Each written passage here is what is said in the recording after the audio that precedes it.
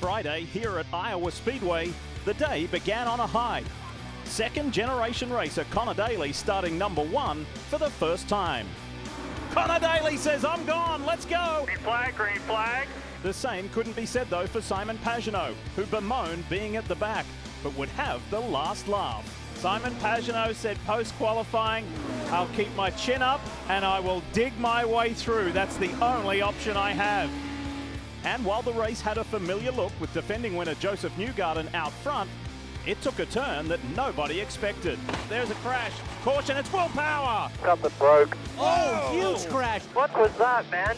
Loose wheels, lost opportunities, and a stroke of miraculous luck threw the race wide open. This really plays out for Simon Pagino.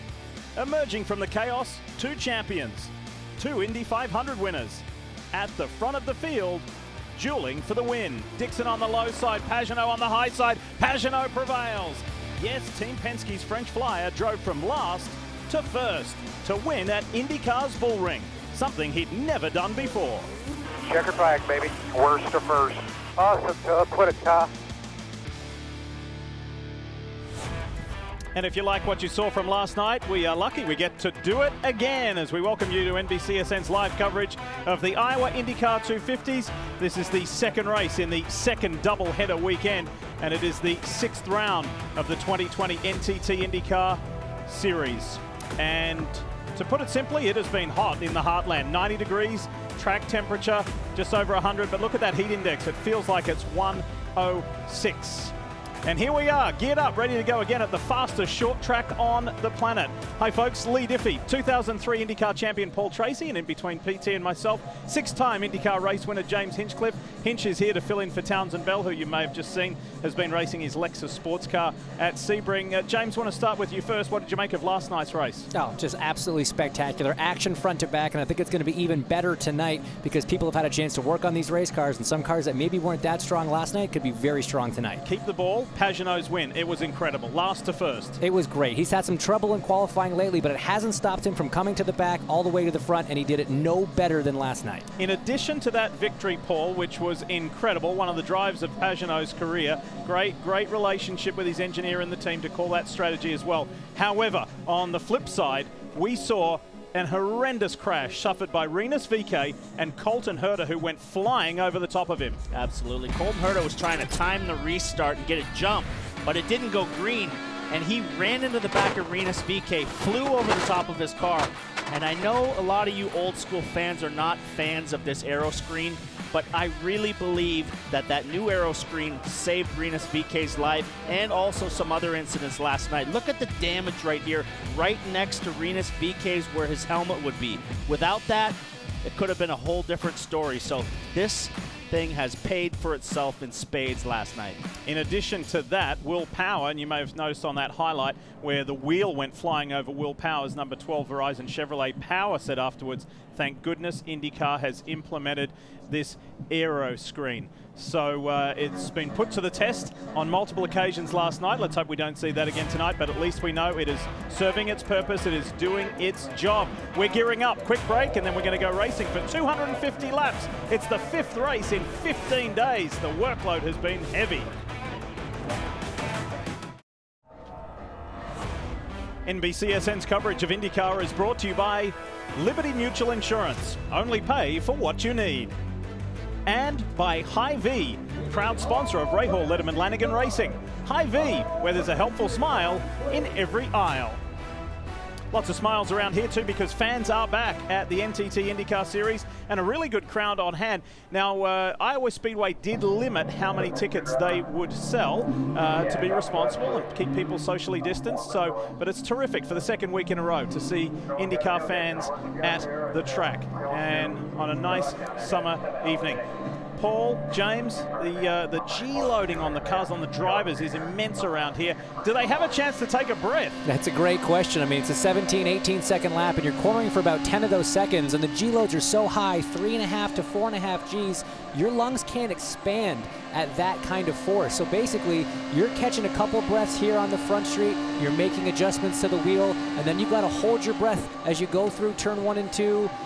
hanging onto the car. You get onto the back straight. Again, 3 more seconds of getting breath, and then you've got to do it all again. And that's for 250 laps. You got to do that. Yeah, super important this weekend. Hot, and these guys had to hydrate last night. You got to get some rest, and these guys are ready to go now. All right, time for the command coming up.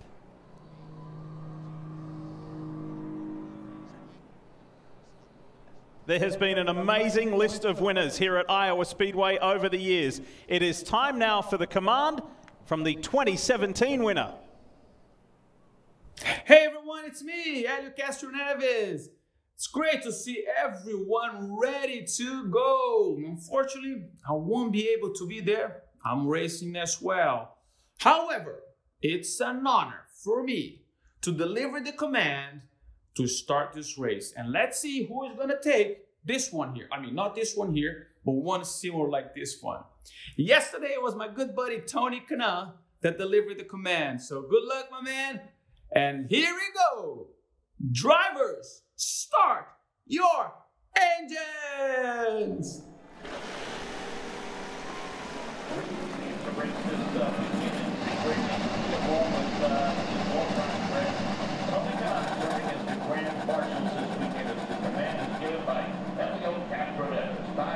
Man, do we miss Elio in the IndyCar garage. What a great personality, a great qualifier in his own right, too. Much like this guy, Conor Daly. It's been a stellar weekend for he and Carlin Racing on a day yesterday where they qualified on pole for the first time and finished 8th in the race. It left more to be desired. That's a good sign of progress when you're finishing the top 10 and it's disappointing. They're fast again today, and Conor indicated that they may have had some more speed found in practice. Kelly, they've got track position right now starting 3rd. They need to keep it all night long. Well, starting 12th and 13th are Arrow McLaren SV teammates, 21-year-old Pato O'Ward and 23-year-old Oliver Askew. Both these drivers are in their first full season of IndyCar racing. Both are former Indy Lights champions, and according to the drivers themselves, they're both young and hungry. They proved that last night with 3rd and 4th place finishes, but they tell me they've got the speed in these cars to do even better tonight, ladies. Dylan, Kelly, thanks so much. Now, there was a unique qualifying format this weekend. It occurred yesterday in just one session over 2 laps. Where you finished on your first lap is where it dictated where you started for last night's race. How well you did on your second lap dictated where you would start for tonight's race, and therefore Joseph Newgarden was the fastest last night. You look a little further back, Ryan Hunter-Reay on that second row starts 8 positions higher than where he did in last night's race. He's in good shape, Hinch. Definitely like the look of him. Alex Palou, an impressive run from the rookie in qualifying. Tony Kanaa returning to the racetrack, excited there. And of course, Pato O'Ward coming off a good run last night, looking to do a couple spots better tonight. Askew, great run last night. Santino Farucci had a great run going, but had some pit stop trouble. Scott Dixon from the back with Simon Pagino ended up 2nd, but was challenging for the lead. Yes, keep in mind Dixon came from 17th to 2nd. How about this? Alexander Rossi is starting 16 positions lower than where he did last night, but he will be a contender. He was happy with his car in the warm-up, in the practice earlier today in much warmer conditions. Want to walk you through the onboard camera views that we have for you tonight. And who better to start with than the pole sitter, with thanks to Hitachi, the #1 Hitachi Chevrolet for Team Penske, Joseph Newgarden. Pato O'Ward, who was challenging for successive podiums last night with thanks to Arrow, will give us this view. Expect the youngster to be in the mix, and also first-time podium place getter, his teammate Oliver Askew, with thanks to Mission Foods. We'll get that view. The NTT data view of Felix Rosenquist didn't quite work out strategically last night. Let's see what kind of game the 10 team will play. New view with thanks to Hy-Vee aboard the 15 of Graham Rahal, who had a storming second half of the race last night. We'll see if he can get a better first half. Gamebridge brings us this view of the Gamebridge Honda of Zach Veach, who had clutch issues last night that made him the first to retire. And the next 2 cars are brought to you, these onboards, courtesy of Auto Nation. Alexander Rossi, I already told you about where he is starting, and a lot further up the grid is Colton Herta in the top 5 on the 3rd row. So it is a warm night here in Iowa, ready to go racing, and after this the teams and drivers can have a rest because it has been a hectic period in the NTT IndyCar Series. It was Simon Pagino driving from last to first last night. Who will do it tonight? It's a couple of Penske's up front. Tony Kanaan goes down low, couldn't quite get through on Colton Herta. Alex Peloto tucked in there on the low side. Santino Farucci up on the high side, gets a couple cars as Ryan Hunter-Reay looks on the inside of Conor Daly into turn 3. Ryan Hunter-Reay loves that outside line. I know he was trying to work it there on Conor Daly, but look at the pace that Conor has, pressuring Will Power now into turn 1 as things start to kind of straighten down up front, but up to 3 wide down in the midfield. Keep this in mind. Very plain and simple. Last night, Joseph Newgarden was angry. He was furious as Pato O'Ward goes right alongside wheel to wheel with his old Indy Lights teammate Colton Herta. Track seems to be a little bit more rubbered in tonight. We just had a big NASCAR race, so there's a lot more rubber on the track. You would think, James, it would be a little bit more slippery, but these guys are really using the high groove now. Yeah, I think with the stock cars that ran earlier in the ARCA Series, they actually ran a lot up in that second lane, so even though it's not the same rubber, it cleaned off all the dirt. Not a lot of cars have been on track here at Iowa Speedway lately, so that's just going to help get the second groove in earlier and get this race off to a good start. To finish that point earlier I was making, as these two still go at it, Herta on the low side in the green and white capstone car. Newgarden was just frustrated that it didn't convert to a victory or a better result than what it did last night. So he's leading from the front, and watch him to be a contender and a leader all night. He wants to get a third victory here at Iowa Speedway. Biggest mover so far is Santino Farucci, Paul. He's up 8 positions. Yeah, he was on the outside making moves, so he's got a good car. He didn't run very good in practice today, but had a good car last night. They had another pit stop problem, so if he has a clean night, he could be looking at a good finish.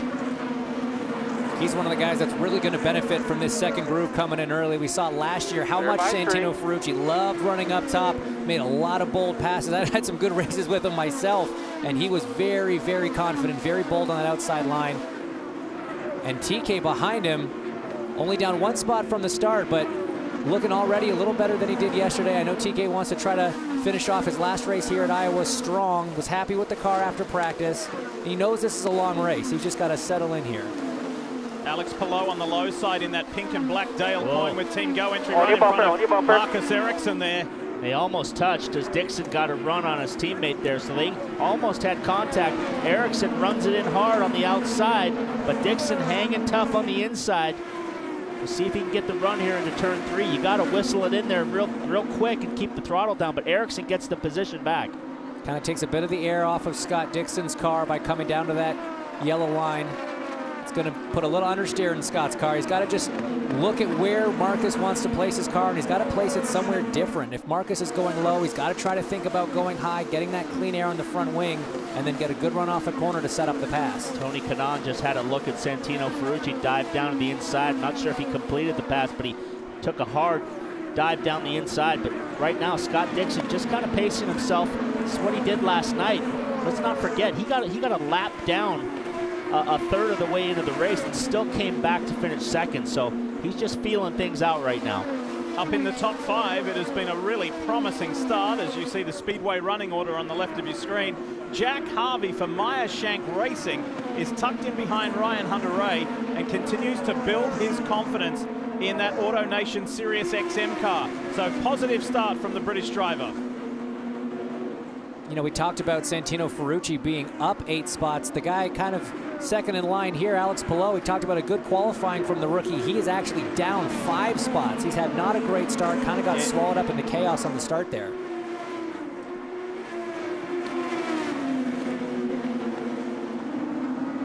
He is chasing Ed Carpenter.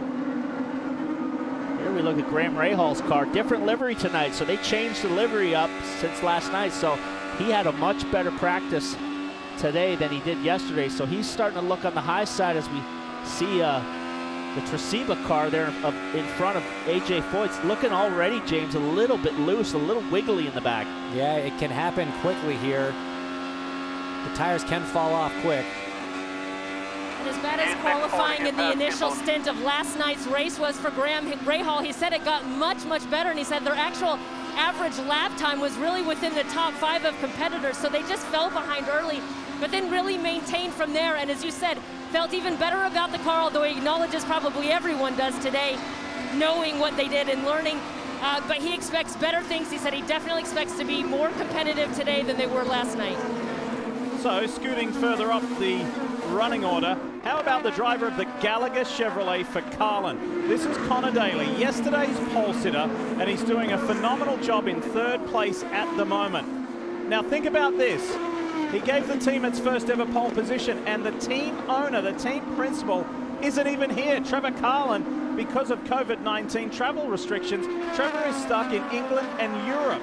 And so he was staying up late. He's in Hungary, of course, because of the Carlin cars that run in the junior categories on F1 weekends in F3 and F2. He was staying up late to watch what his driver did here and was thrilled. So, Trevor, well done on that. And maybe, just maybe, there might be a podium in it tonight. Your man Daly is off to a good start. Newgarden leads.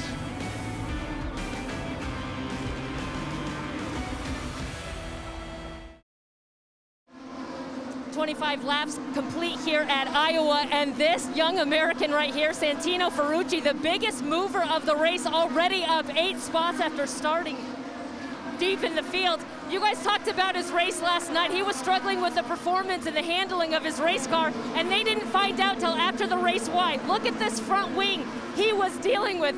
Guys, I know you can tell me this is not supposed to move at all, and look how much movement it has.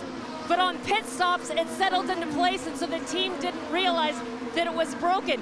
Obviously here, do not use. This wing is no longer any good, but they expect much better performance tonight now that they got to the case of all their woes last night. But here's what Santino had to say earlier on the radio. All right, bud, looks like we lost a lot of COP.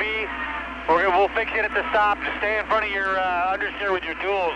Maybe try number 3 on the front bar.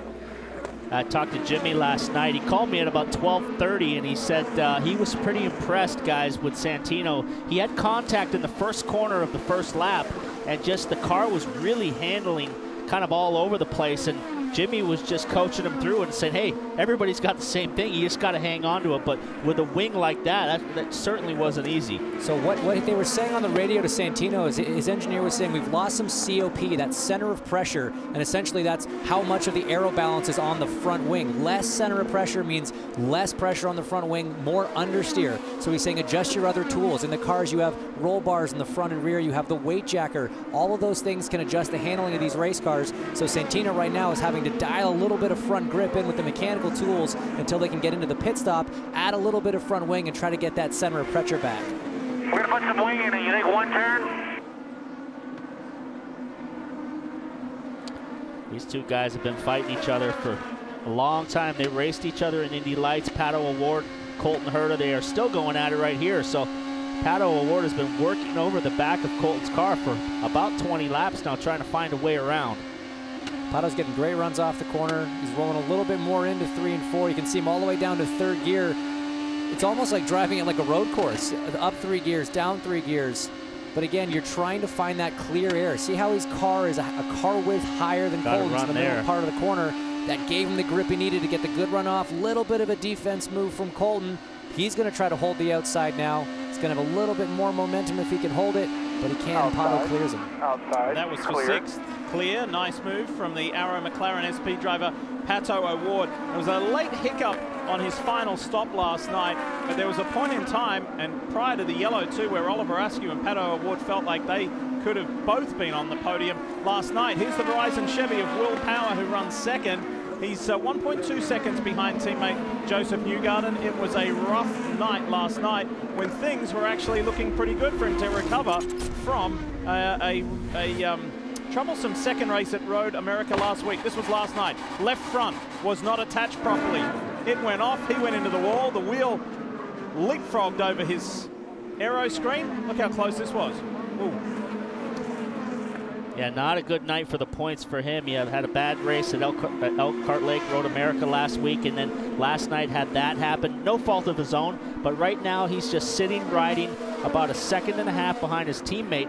His teammate Joseph Newgarden is right now on the back of Rossi and Pagino looking to lap those guys. There they are right in front, Kelly.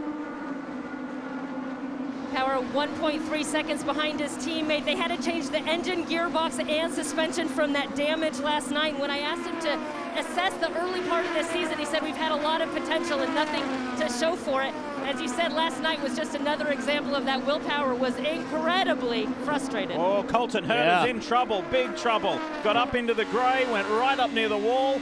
Farucci went by him, and so too did Tony Kanaan. He's super loose, and he's up on the high side of the track and just has no grip right now. All right, he's sliding back, backwards. When you get up that high, you get in the marbles, in the dirty part of the racetrack, all the debris from all the running that's been happening collects up there. And Paul, you know, it takes a couple laps to get the tires clear again. So he looks very scary right now. It's not a great couple laps for Colton Herta, but it's going to come good as he starts to get his tires clean again.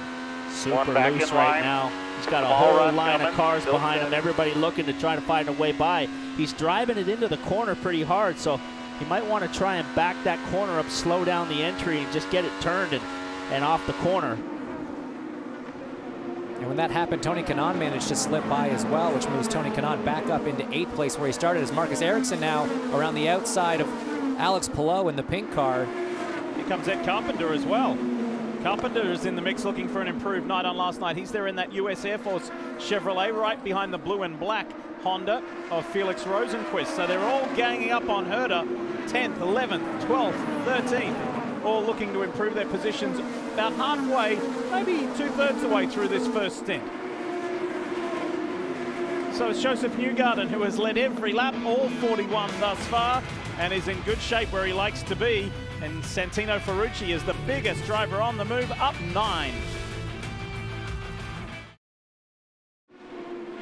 As you saw, a lot of pit stop action there coming up. There's also hockey action back with Stanley Cup qualifiers, an unprecedented 24-team tournament with a shot at 1 goal. That is making the Stanley Cup playoffs. Anything can happen. Stanley Cup qualifiers August 1st on NBC and here on NBC SN. And Hinches, your Leafs, the Maple Leafs, play the Columbus Blue Jackets in the qualifying round. They do, so I think Graham and I aren't going to be talking for a couple weeks. Hey, here is Oliver Askew. He was going the wrong way, 3rd place last night. He was dropping positions in that opening stint. So let's see what the second stint brings. Can it be more productive? Well, this was kind of the winning strategy last night for Pagino. He came in early, got the tires, and was going really quick. And look at the speed he's got right now as he starts coming up on these guys that are on older tires like Hunter Ray. These guys are just going to blow right by him.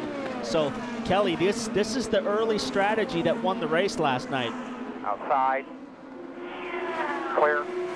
Remember, Simon Pagino started from the rear last night, but was quickly able to make up a lot of spots. Well, that was not the case tonight. He only made it up to 21st. He got really frustrated with traffic ahead of him. Said he had never fought so hard for 18th position, so they were on the early side of the pit strategy. They brought him in, and now they told him to charge hard with that fresh rubber. He told me earlier today, fellas, that he needs to be better at that second lane, that higher groove. Use it better. Outside. And we'll see if he does that now. He's got the momentum and the benefit of new tires, fresher tires, but he said, I've got to push myself to go around people on that high line. Yeah, see, Colton Herta, who he was following there, also pitted with him, and he's following Colton. Colton's got the new rubber, and he's not going high on Colton. He's staying down in the same lane on the bottom there as we see Rosenquist go by Alex Palou. Rosenquist has pitted. Tony Kanaan in the pits now. Very good first stint from Tony Kanaan in the Bryant Chevrolet for AJ Foyt Racing. TK's last run here at Iowa, the 2010 winner. Meanwhile, Ryan Hunter-Reay getting ready to pit. Here it comes RHR. Guys, this is fascinating. Yesterday, a handful of drivers did this, 2, 3, maybe 4. Of course, one of them was Pagino, one of them was Sato. They both did it, but a lot of guys coming in early to try to make up that track position. Dylan? And Conor Daly is in. You see him there, pits from the 3rd spot, reporting just a little bit of understeer in that race car. Going to make a front wing adjusted. Ryan Hunter-Reay in below him as well. He's reporting oversteer, a turn out of front wing, 4 Firestones and Speedway fuel for him. Kelly? Pato O'Ward there, who finished 4th last night, said the balance was good so far, so he's happy with his Arrow McLaren SB car. Santino Farucci now has moved his way with these stops up to 3rd, but here's Jack Harvey who's coming in. He was comfortable inside the top 10, and he'll slide back a little bit, but Rossi is on the verge of going a lap down right now to the leaders with Newgarden as he pits. Take it away, Cal. And remember, he called his car a rocket ship last night, was incredibly frustrated, actually said he was angry at the way things played out last night that kept him out of victory lane, and one of those things was a slow pit stop. That one looks pretty clean to me, guys. Well, they almost had a problem on the outside rear. The guy went to jam the nut on the axle, and he missed it, so it got away with it clean. But a clean stop for Santino Farucci as well. And here's Will Power in the pits. Service done. Small wing change on the front, and off he goes. Kept the margin to teammate Newgarden, the leader, for all but 2 of those laps in the opening stint at about 1.3, 1.5 seconds. So there goes Joseph, and he's got more than that advantage on Will now. So a couple different strategies at work. We look right now here, leader Scott Dixon, Graham Rahal second. They started 18th and 19th respectively. They knew that all these other guys were coming in to try to do that short pit, do the undercut.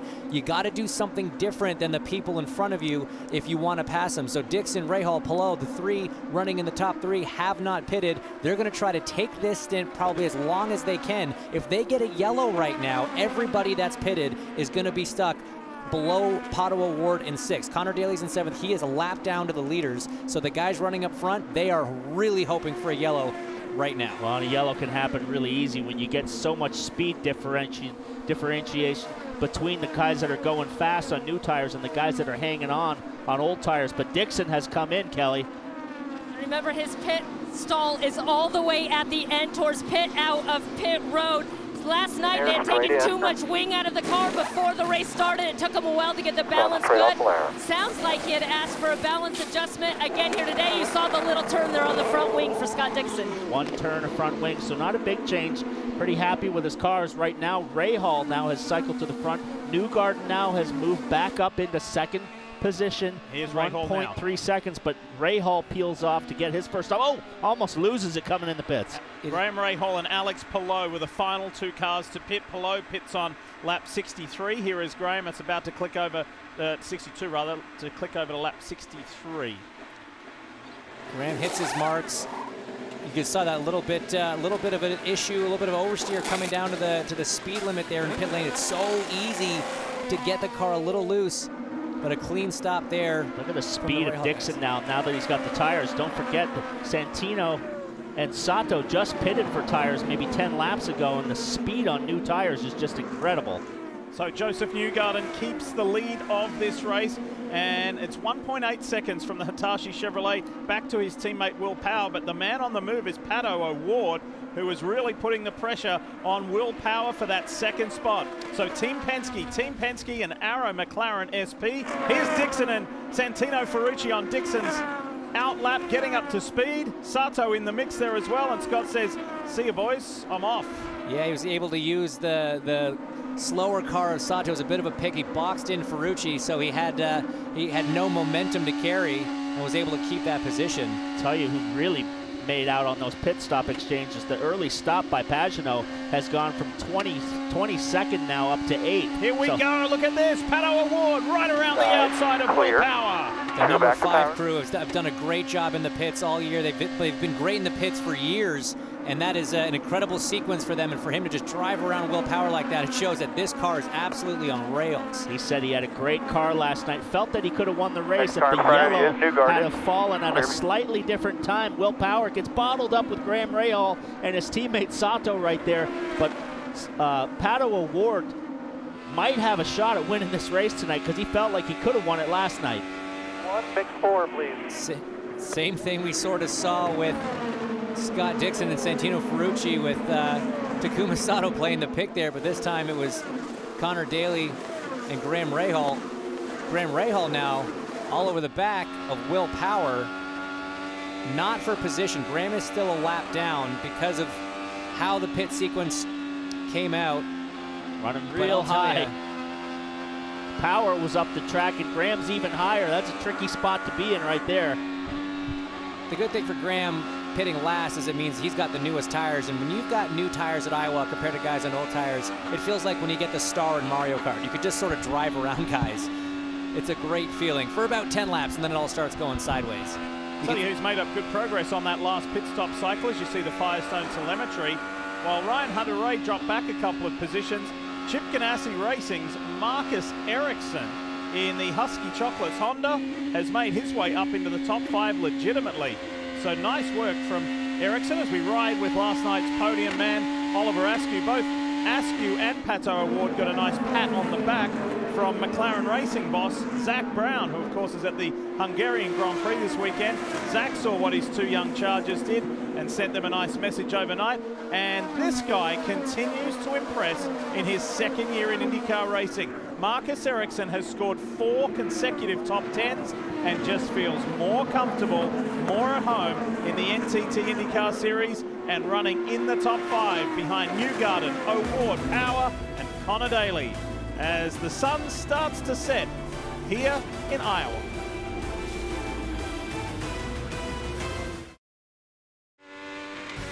Time for the second half of the NASCAR season, and this stretch of road has always been very tough, where you've got to prove yourself every single week. Cup Series racing from Texas tomorrow at 3 Eastern, right here on NBCSN. Best racing is right now. As we welcome you back to Iowa Speedway, this is the 2nd race in 2 nights, and it's nothing unusual to see the #1 Hitachi Chevrolet Team Penske driver Joseph Newgarden out in front here. He has led more than 1,000 laps in the races he has competed in here at Iowa Speedway. And speaking of a successful run for Team Penske, this weekend has been something phenomenal for them, for the captain, for Roger Penske and his team cars, not only here in North America, but in Australia as well, running in 8 different races. The 2 IndyCar races here in Iowa, Australian Supercars in Sydney, the IMSA WeatherTech Sports Car Championship race in Sebring. Today was Xfinity Series racing in Texas, and there's Tim Cindric, president of Team Penske. His son Austin won that race, and tomorrow is the Cup race in Texas, where Ryan Blaney starts on the outside of the front row. What a phenomenal weekend for Penske, because they've already had a successful run, won 3 races thus far. Will Power in 2nd for the captain is trying to keep, in 3rd I should say, trying to keep Conor Daly at bay. Conor Daly's been putting the heat on Will Power for about 10 laps. Will Power's kind of stuck in that middle lane, Kelly, and Conor's been working the low side, and I think he's going to get him on this lap. The problem is that the car in front, I believe that's Marco Andretti, is running the same line as Conor, so it's taking the air away from Conor, taking the downforce away from that car, giving Will the clean air, so it's making that pass a little more difficult. If we can get some clean air in front of Will, I think Conor's got a great shot at getting around him. It seems like the race pace in the number 59 is a little bit better than it was yesterday. He's keeping touch with the Penske duo stronger than he was this time last night. Having another look again. He got a good run off the corner there. Dives to the inside. But again, squeeze on, keep going, halfway up. Holds it tight off the corner and gets the position right now. Will's got the draft, but they're going to drag race into the corner. Conor's got the open lane on the inside, takes the position. Yeah, that was the key there. Felix kind of staying in that 1.5 lane and giving Conor the room on the bottom. Gave him just enough grip and took that grip away from Will. Now he's cleared Felix Rosenquist, and he's got a car in between himself and Will Power. Daly up to 3rd. Let's get these next 2, then you've got clean there for half a lap. So one of the front runners, one of the early front runners, was the Capstone Honda driver Colton Herter, but he faded and faded fast. What happened to him? Well, Lee, I'll tell you, he's used some choice words to describe this race car, and lately his most recent report has just been that there's so much oversteer that it's driving me, which is never a good thing. And James, I'm sure you can attest, at a place like this where you have to attack, you have to be up on the wheel literally every single second you're on this racetrack, having a car that is not very comfortable does not make your job very fun or very easy. It makes for one of the longest nights of your life, Dylan. It's just an oversteery car around a track like this. Like I said, it's only an 18-second lap, and you're cornering for 10 of those seconds. So if the car's not behaving, if it's fighting you, you are so tense, you're working so hard. It's going to make for a very long night for this car if they can't get it sorted out in the pit stops. Everybody's in the same boat, though. Everybody's going to go loose at some point. But we haven't talked about Pagino for a while. He's now up into 8th place, up 15 spots since his last pit stop. So he made a big gain on the pit stop exchange, but right behind him, Oliver Askew as well. And there is the list of drivers. It's a pretty short one, who have won from last position on the grid. And up until Simon last night, it was back at 2017 in St. Pete, Sebastian Bourdais' hometown here in America for many, many years, where that was that very emotional victory. So Simon was able to do it. So the last two to do it, a couple of Frenchmen and a couple of old friends. Here comes Jack Harvey in the AutoNation Sirius XM car, sliding up the inside. That's for sixth on Ryan Hunter-Reay. Harvey's confidence is high. Attaboy. He nailed down a top 10 last night. We got some radio from Hunter-Reay. Awesome job. Keep it up. I've got understeer and oversteer. 7-4, we won't stay out as long on this one, and I'll take front wing out of the next stop. Let's get it through. It's just one problem. So he's got mid-corner understeer, and then, James, as you put a bunch of wheel into the car, at some point it's going to bite, and then the rear will snap out on you coming off the corner. So it's just a little bit of everything. It just kind of feels like a lack of grip for him. But Ray Gosselin, race engineer on the 28, as we see Pagino lose a spot there to Oliver Askew, who's on a charge. He was really far down earlier, but Oliver Askew back up. He is flying, and he got third last night, his first career podium. We should take a little bit of front wing out, like Everton. Okay. Do you know what he told me today, guys?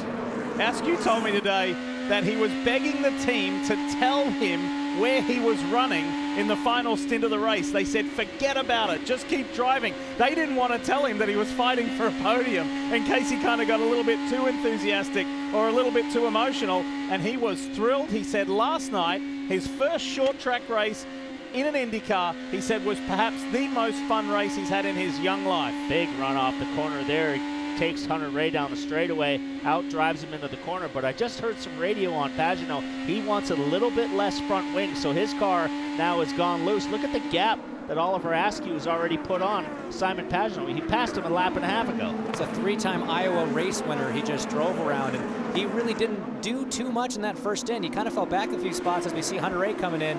As I was saying before, Ray Gosselin, his engineer, said just survive. We won't make this stint as long. We'll come in a bit on the early side, put some wing into it, get it sorted for you. And we've seen that this early pit can be so beneficial. Simon Pagino has used it to great effect to get from last on the grid up to ninth. Just over 50 laps, Dylan. And you heard that radio just a couple laps ago, understeer and oversteer, so they'll make that front wing change as they go to work, changing 4 tires, and there you see it, a turn and on both sides. So Hunter-Reay going to try and get this thing dialed in as he runs inside the top 10. Pagino coming in. O'Ward has closed the gap from 4 seconds down to a half a second. But Kelly, here comes last night's winner, Simon Pagino. Yeah, and remember, they went on the early side of pit stops the first time around because he just needed to get a jump. He was mired back in traffic. They wanted to get fresh rubber on him, on his car, and it worked. I haven't heard him say a word about the handling, so we'll have to wait to see. It looked like a small adjustment there. Yeah, just a half a turn of front wing out. Just Will on Power one side. now coming back on Conor Daly. Conor Daly had the stronger car. Now it seems to be going away, and Will Power is recovering. Again, Conor Daly's kind of stuck in that bottom lane below Marco Andretti, staying in his wheel tracks, where Will's able to get up into the clean air in that second lane. These guys have been behind Marco for quite a while. They haven't been able to find a way around him. Marco's running pretty good tonight. Last night had a fire in the car, burned a clutch line, all kinds of problems this year. Power on the inside. Makes the move and gets the position back. So struggling there for a while. Now the car's coming back around. There is the progressive lap leaders. Joseph Newgarden has led almost 100. However, look in the background. We've got to get a break in here, but this is going to be on. Pato O'Ward is within almost half a second of Joseph Newgarden, the youngster and the 2-time champ. Here we go. As you saw there in non-stop, as the Iowa IndyCar 250s continue, second race in 2 nights. There were a sequence of stops, a string of stops, including race leader Joseph Newgarden, second place Pato O'Ward. Whoa, look at that, that was close between O'Ward and now leader Conor Daly, who dives for pit lane. That could have been disastrous. That was close.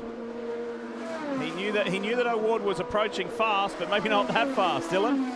But he had that clean air just for a couple laps out in front, but reporting that the car is pretty good. No changes expected here for this Carlin car, and Conor Daly continuing what's been a great weekend already for them.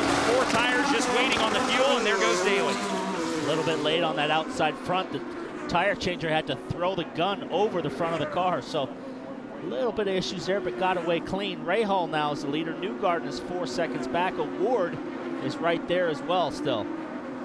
Rahal is one of the last to stops in the last set, so this makes sense.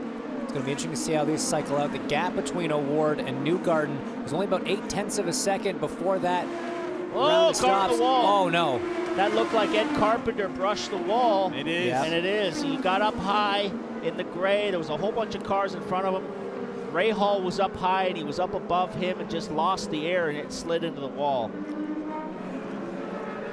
Uh-oh, another pit stop problem on the inside front there for Rosenquist. So a little issue, but it's not probably going to hurt him too much because everybody's slowed down now for that yellow. Yeah, so Graham Rahal, you know, he's leading this race, and everybody down to 9th is on the lead lap, but Daly, having just pit, had gone a lap down, so Rahal's going to be able to get his pit stop done, still be inside the top 10. Big gainer here is going to be Alex Palou because he had not pit either. He's currently running 5th. He was way down the order. He had dropped something like 16 places in the opening stages of this race. He's going to go only as low as 9th. That's kind of the worst he can do if there's no problems in the pits. Let's have another look at it here with Ed Carpenter. Look closely, top of your screen, top left. So Graham's up high there, and he's way up high, and he just got in the gray and brushed the wall pretty hard. Broke both the front and rear. He did such a good job getting it slowed down to not have contact with that inside wall, and he'll be devastated after a rough night last night. I feel very bad for Ed here. Came back down the track in between Scott Dixon and Joseph Newgarden. But as you can see, Ed Carpenter is okay.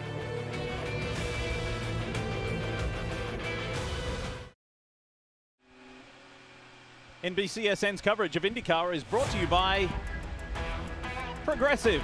Stay on track with great rates at progressive.com. NTT, official sponsor and technology partner of the NTT IndyCar Series. And by Honda, an official vehicle of the NTT IndyCar Series.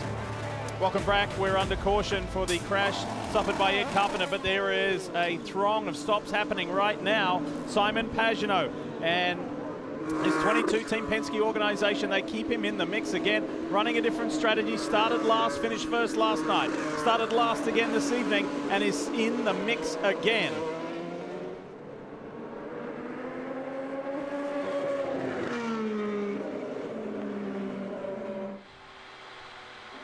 Graham Rahal on board now, I think should cycle through to a pretty good spot here. We've got to wait till they all cross the line and sort of see how this shakes out.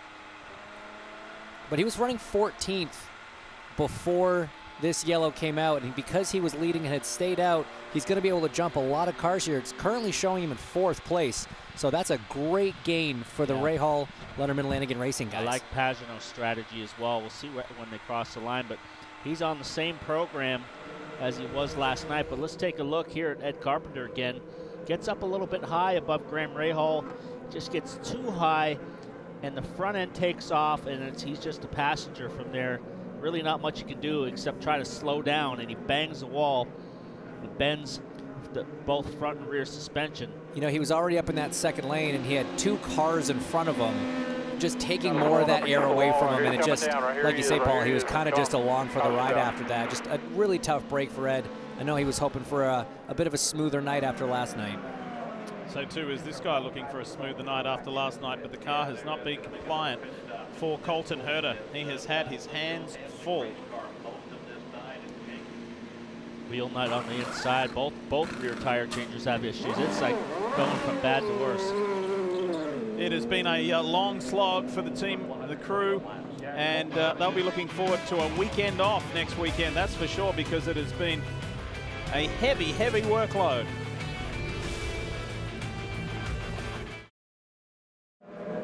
You join us just in time before we go back to green. And we are right on halfway, folks. Welcome back. Lee Diffie, James Hinchcliffe in for Townsend Bell, who's been racing his IMSA WeatherTech sports car at Sebring. Paul Tracy's here, Dylan Welsh and Kelly Stavis ready to get going again. There's some interesting strategy that has been played out here, and some people who were in for a hard night are now in the mix. It's Joseph Newgarden leading Pato O'Ward, who's 2 cars back in power. Green, let's go. Top 3 guys are on older tires. Newgarden, O'Ward, Power. The guys on fresh tires right now, Rahal, Pagino, Hunter Ray, are really got to make something happen here. Santino Farucci on the outside. Wild move right there, gets 2 cars. They're trying to get their lap back. And the first orange car you see is Oliver Askew as we ride with Alexander Rossi. Still there outside. He's in that same situation, racing to try and get back on the lead lap. Running his teammate hard. They're side by side. They're nearly in right there. Pato O'Ward gave Askew a little bit of a hip check right there. Said, hey man, I'm fighting for a win up here. One's fighting for the win, one's fighting just to get back on the lead lap. I mean, Oliver Askew is still just as much in this race as Pato O'Ward is, really, just because of the way the tire strategy's played out. He's trying to get that lap back. We saw him do it at the end of the race last night. We're going to go replay here. On board. Did they touch? With Pato. Oliver on the inside. Pato fades down. Ollie fades up. They did touch. They hit hard. There could be some damage to the front wing on the 7 car. So Pagino and Hunter and Rahal have not really rocketed forward on these fresh tires. Askew now is under attack from Alexander Rossi. This is a much racier Alexander Rossi than we saw last night. Inches apart, guys. 180 miles an hour now heading into turn 1. Oliver loses a little bit on the entry, but he's going to have that extra banking in the second lane to try to roll that momentum up high. He's got a good run off of 2. Alex might have to slip back in line here. This is a rookie racing an Indianapolis 500 winner. And here comes Graham Rahal in the background. Rossi's still stuck on that bottom lane. He never really ventures up off of that bottom lane. You see him there, he stays up a little bit higher. Rahal even higher as the air gets choked off of him on the exit. And there'll be a little bit of frustration here for Rahal in the Hy-V Honda because he's running 3rd in the race. These cars in front are a lap down, right around the outside and almost touching the wall. Graham Rahal. Wow. Strong pass on the outside. You really got to be committed to make that happen and trust the guy in front of you that he's not going to close the door on you. Dare I say strong to quite strong pass around the outside, Paul. Yeah. He's absolutely on. I mean, the newer tires, there was only about 10 or 12 laps newer than some of these other guys, but still, that can make a huge difference. Oliver Askew trying to deal with whatever damage might have been caused by that contact with Pato O'Ward. And Santino Farucci and Graham Rahal really riding that top lane. Rahal way up high there. Simon, he's checked out on Simon Pagino. Is the next car in line to him, but he's not going forward. Power now has slipped back to 4th.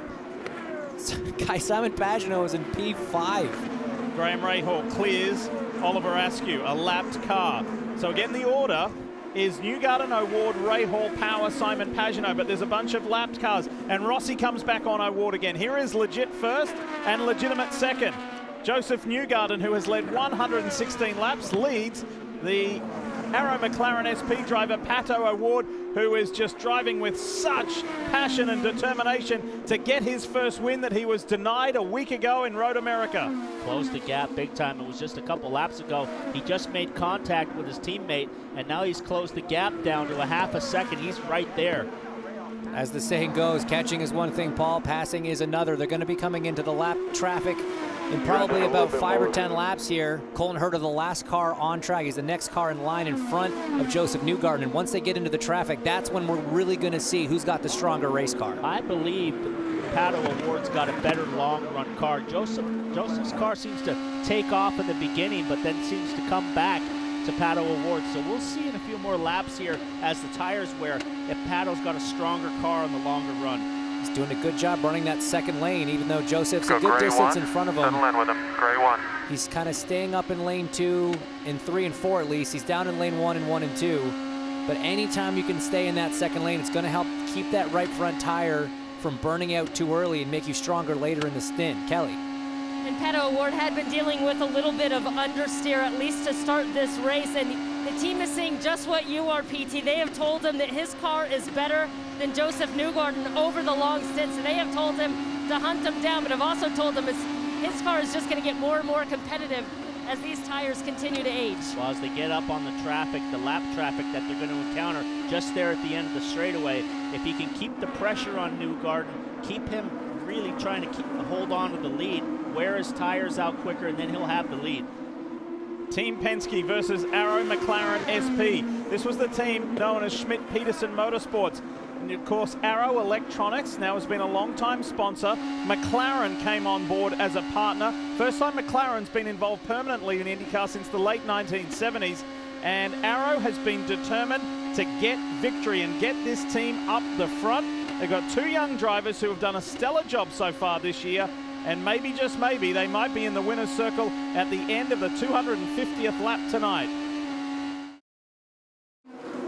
They are whistling around here at 160 miles per hour in hot conditions, 90 degrees ambient, mega G-forces, and just head-spinning turns all the while. And as we go through the field with thanks to Honda, let's start with a Honda driver aboard the Harvey machine for Rahal Letterman Lanigan Racing. Graham Rahal showed amazing speed and consistency in the second half of the race last night. He brought that here, a little bit of luck, but good placement fell his way with that one and only caution, and Graham Rahal is in the mix. Simon Pagino, running fifth, has once again used strategy to help make a big jump in the field after starting from the rear, but a little bit surprising after he got those fresher tires that were some 10 laps fresher than guys ahead of him. He hasn't really been able to move since making the last pit stop. He's gotten a little bit frustrated. The team telling him just to be patient, keep those tires underneath him, Paul. Will Power had a frustrating night last night. The front wheel fell off. He hit the wall in turn 4, but tonight, so far so good. He's started second. He's been hovering around in the top 4, hasn't lost a lot of positions, hasn't gained a lot. He's just riding along, biding his time. Tony Kanaan continues to have a nice, solid evening here as he rides in the 7th spot. Talked earlier this week about the value to him of running these doubleheader races. Lots of laps to allow him to get reacclimated with the car, not running the full season. Said it took him until mid-race at Texas to feel comfy. He looks awfully comfy out there right now, riding in that 7th spot, Hinch. And just in front of him, the number 28 DHL Honda of Ryan Hunter-Ray. He's driven himself to victory lane here 3 times at Iowa. Qualified 4th, falling back a few spots, but working on the race car, trying to get it working better in that second groove. This is a guy you always want to look out for at the end of a race. He's won here 3 times. He's only led 54 laps, so it shows he knows how to lead at the end. Kelly? I don't think the young Spaniard Alex Palou has stopped smiling from his 11th place finish yesterday. Remember, he had never driven an oval till he showed up at Texas earlier this year. That race was cut short, but he completed last night's race. He said it was absolutely fantastic, the most fun he's ever had in a race. And even though it was a strong result, he was looking to do even better today. And right now, running 8th, he has that potential. And he is living a very basic life in Austin, Texas.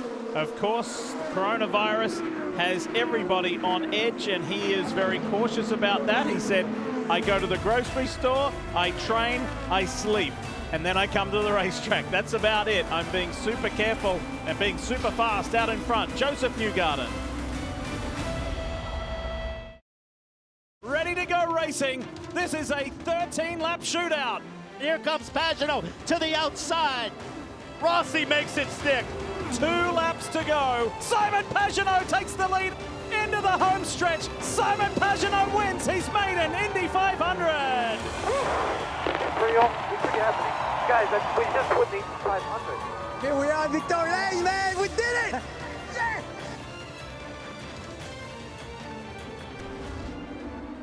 What a year that was last year. What a race. What a life-changing moment it was for Simon Pagino. First Frenchman to win it in over 100 years, and he would like to go back-to-back on August 23.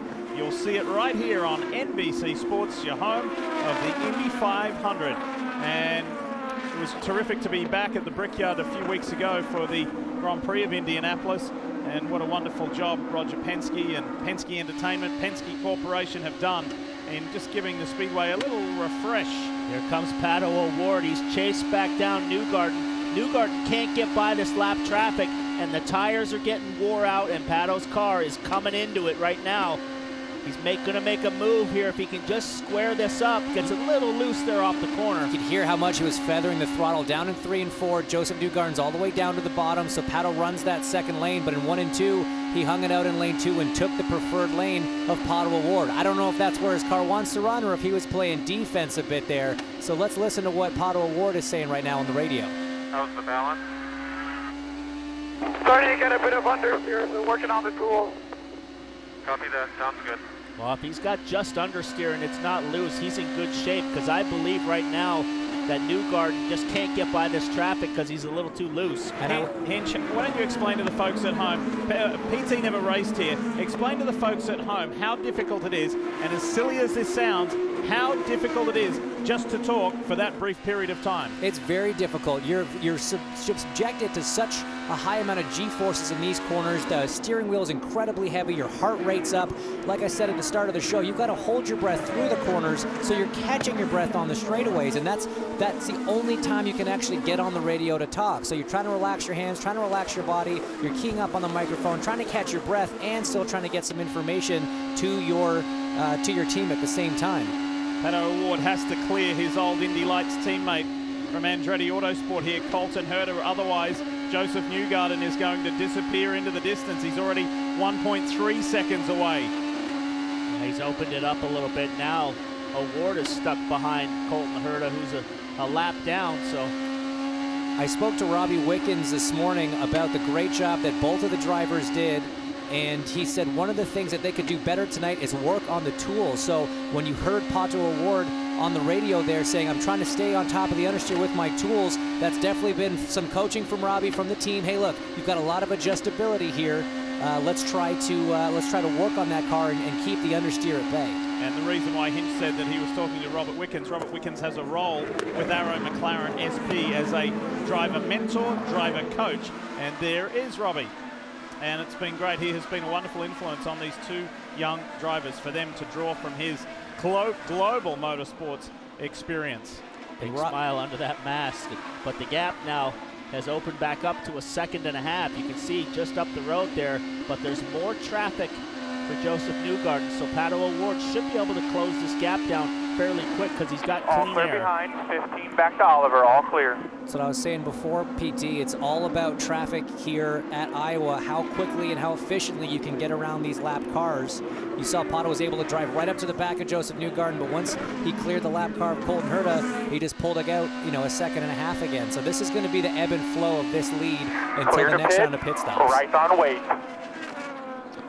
Comes Santino Farucci coming in early. We hear that Pato O'Ward is getting set up right there. There's the 5 board right behind Santino's pit. Regular service here. We'll see if he takes a bunch of wing on the front, Kelly, as O'Ward is going to be coming in this next lap. Here he comes. Pato O'Ward, who was put in the fight there to Joseph Newgarden for quite some time, has had a little bit of understeer, but as you saw, it seems to be pretty strong of the long one. You saw the adjustment there on the front ring, but it is a long inside rear. They are yelling about the inside rear tire. They need to tighten the inside rear. This is disastrous. This is going to cost him 2 to 3 laps or more, but the inside rear tire not tight. A good save by Pato O'Ward not to leave and have it fall off, but this is disastrous. Let's go.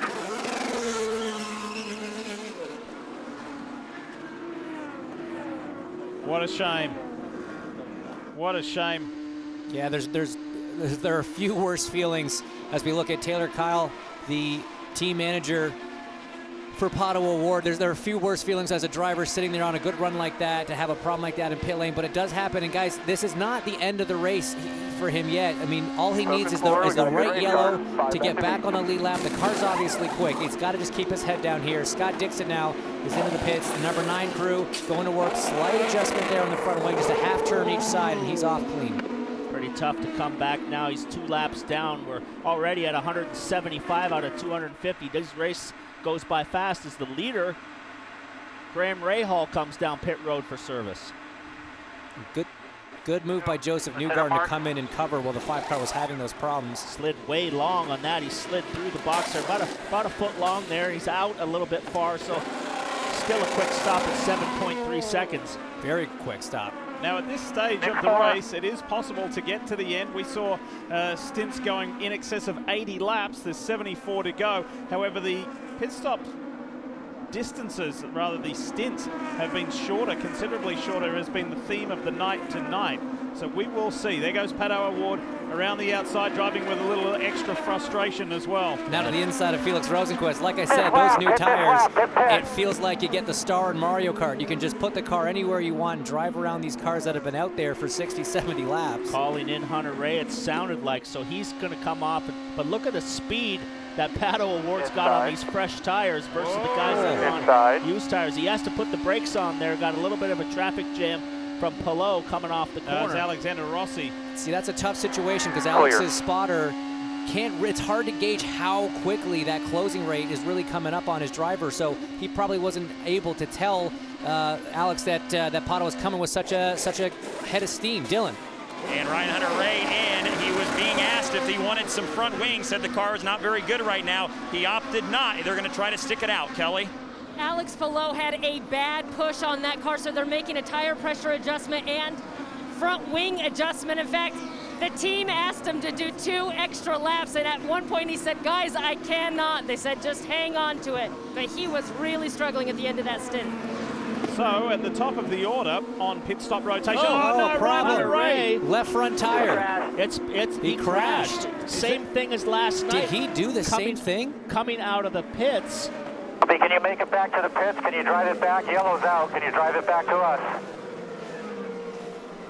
I don't know if the tire just fell off there or he's hit the wall, but he said he crashed. Last night, he was coming out of the pits and lost it, hit the inside wall. Didn't damage the car too bad, but looks like he's done that again.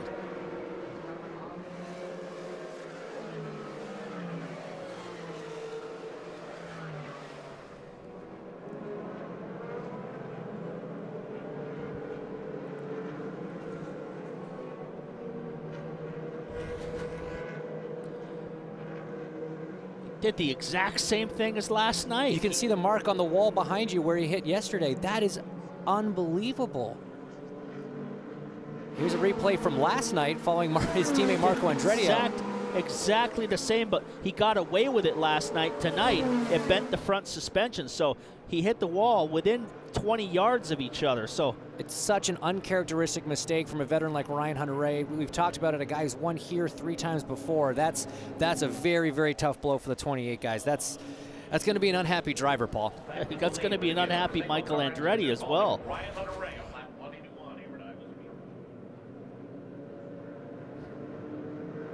It's been a bit of a tough year for the Andretti Autosport crew. They've had a lot of good results thrown away by different issues, whether it's mechanical and pit lane, and this was another strong result. Ryan Hunter-Reay, the highest qualifying car on the team, not going to be able to deliver and close today, unfortunately.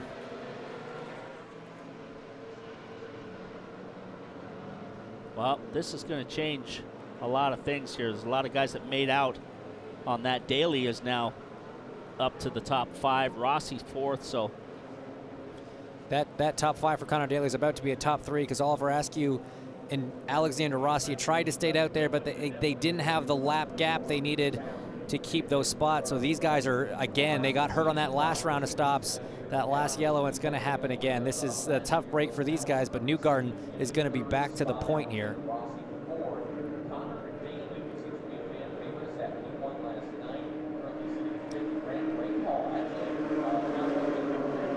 That bad pit stop has really kind of trapped Pato Award a lap down now in 13th, so he's got a fast car. He's got a chance to make it up here, but he's got a long way to go here.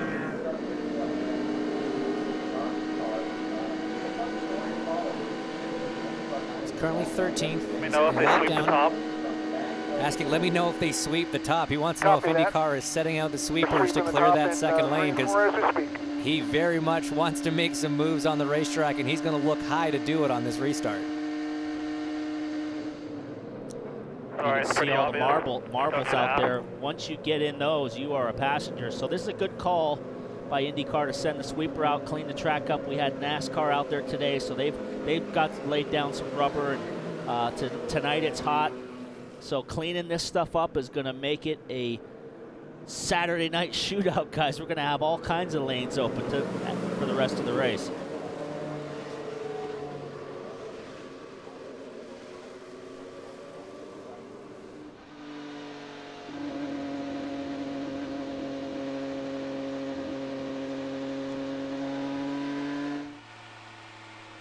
Oliver Askew for Arrow McLaren SP has the lead at the moment, but needs to pit. And next time by, 65 laps left, that's all.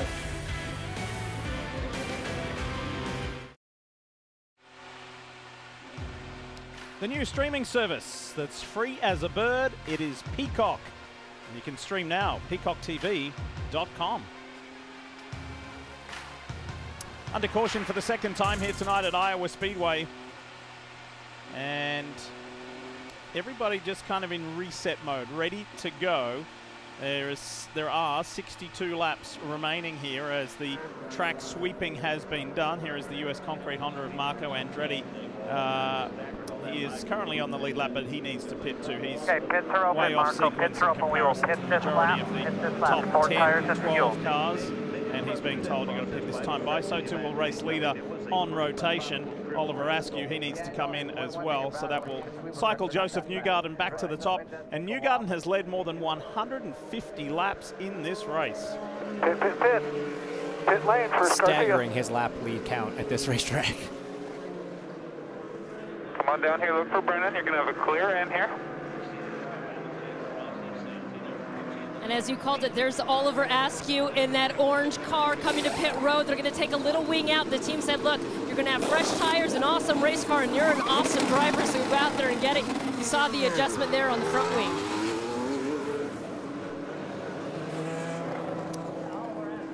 Alexander Rossi coming out. Santino comes out right behind Herta. There's Rosenquist.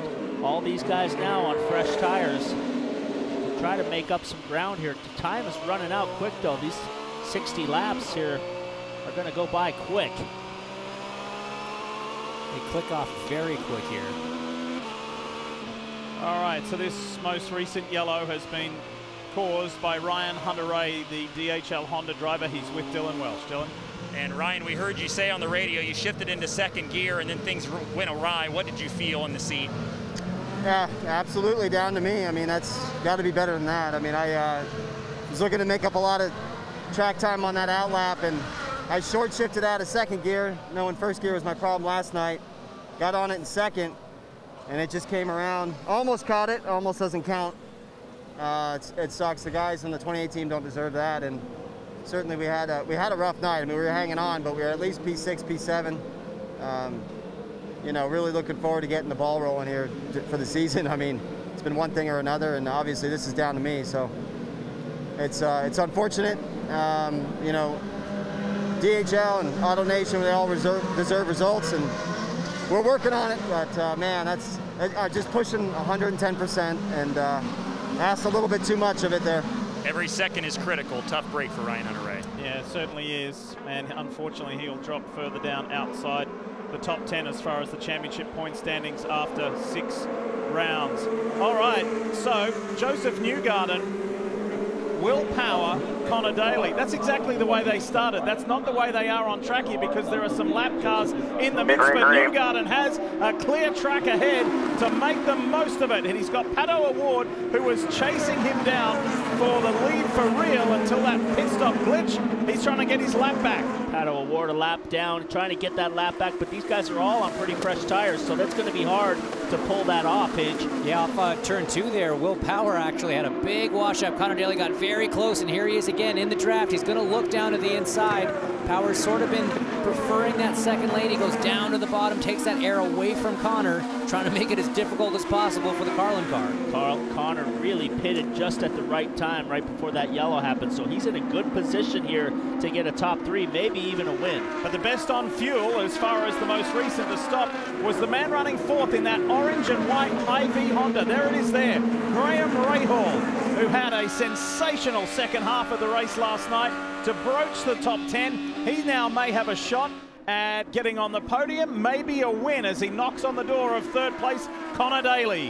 When you look at where this team was at the end of practice one, specifically the 15 car, they were right at the bottom. He was last. He was really unhappy with his car, just so incredibly loose. They made it a little better for qualifying. They made it better at each stop over the race, and then with the practice session this morning, able to make even more changes, more improvements, and now he's really making that high line work to his advantage. That's going to take care of his tires, and that's going to really set him up nicely for the last dash in this race. The guy who we haven't talked about much all night is Scott Dixon, has moved himself up into 6th position. He's just behind Pagino, and it's another night where he recovers and you just don't really gain any major points on him. Pleased to say that if this race remains caution-free from here on out, there are no commercials. We're going to take you all the way to the checkered flag. Pretty cool to see who will do what over the closing 53 laps. Newgarden has almost a 2-second advantage now over Will Power.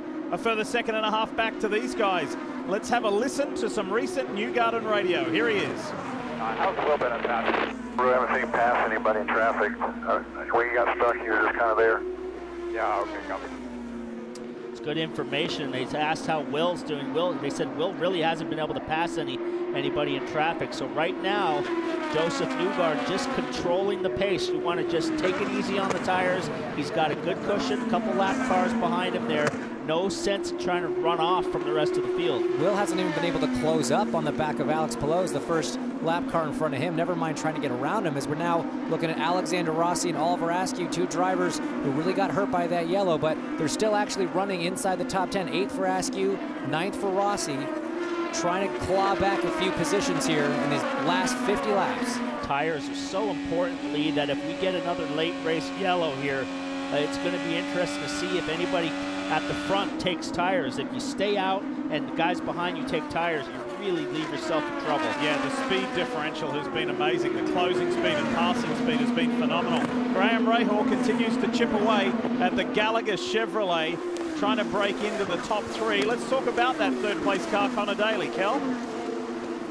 Lee, I'll jump in here and talk about Conor. Just something that he had mentioned at the start of the weekend, referring back to their strong run at Texas. He said the first few minutes of practice gave him a pretty good indication that they were going to have a good weekend. So he was hoping for the same again this weekend. Obviously, they started out practice yesterday in 2nd, then qualified on the pole, had a good top 10 run, and continued to run well here. So I think that just goes to show that the confidence factor goes a long way, especially for somebody like Conor, who is in his first full season, doesn't have a ton of competitive laps. Doing it week in and week out, night in and night out consistently goes a long way and helps you when you do get in these situations. Now, something we haven't shown you tonight that we did last night, if you didn't get to catch the race last night here at Iowa Speedway, you may have noticed on the onboard shots, see where it says Auto Nation right there in the middle of Alexander Rossi's car? Well, there is a new duct that IndyCar has implemented, and it's mandated for every car to run. And here is Chief Illustrator Paul Tracy. Air coming in the vent, and it comes out the vent right onto the driver. So big improvement in terms of driver cooling. It was a big problem in the last couple of races, but it's super hot here this weekend, and the drivers are not really complaining too much about the heat in the car. Look out, here comes Simon Pagino, last night's winner. That 3rd place isn't Graham Rahal's yet, because he hasn't been able to get by Conor Daly. Now his 4th place may be in danger from last night's winner. Here comes the Frenchman. Big run off the corner, but he has to back the corner up, but he's got the inside line. Graham Rahal runs that extreme high line, but it looks like Pagino is stronger off of 3 and 4. Santino Farucci has served a penalty here for blocking. Wow, that's a pretty rare penalty. We haven't seen a lot of blocking penalties on ovals. Guys, this is a great little battle for the last podium position, and Simon Pagino, coming into this race on the season, had passed more cars than anyone else, 54 cars. The next highest was Scott Dixon at 30, and he's definitely adding to that tally pretty significantly tonight. It just shows he's had some bad qualifying sessions, but man, he's really been able to pull it out in the race. Him, that number 22 Menards car, and the Team Penske crew have done a phenomenal job, and he is hounding these guys. He wants another trophy tonight. This is such an impressive couple races from Simon Pagino. Hey, Hinch and Paul, I know that you will echo these sentiments.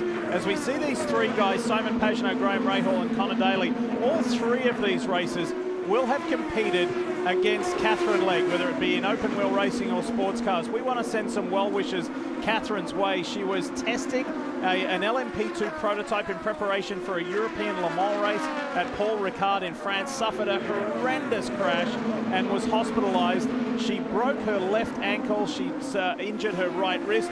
She's undergone surgery, and pleased to say that she is well on the way to healing, and we wish you a speedy recovery, Catherine, over there in Europe. Big run by Pagino off of turn 4 again. His car's really good on the bottom, but again, has to check it up early in the corner there. Tries to get the run on the exit. Distance between first and second remains stable, 1.2 seconds. But Power's been able to pull away from Conor Daly a little bit. Conor was all over his gearbox when that last bit started going there, looking very racy, but he's now just kind of hanging on. He's holding on the second lane. He knows that's where Graham likes to run. I really want to see Graham try to drop down to the bottom here. He's staying in that dirty air in 1 and 2, and that is not going to help him. It's going to allow Simon Pagino to try to search out that clean air and pull off that pass.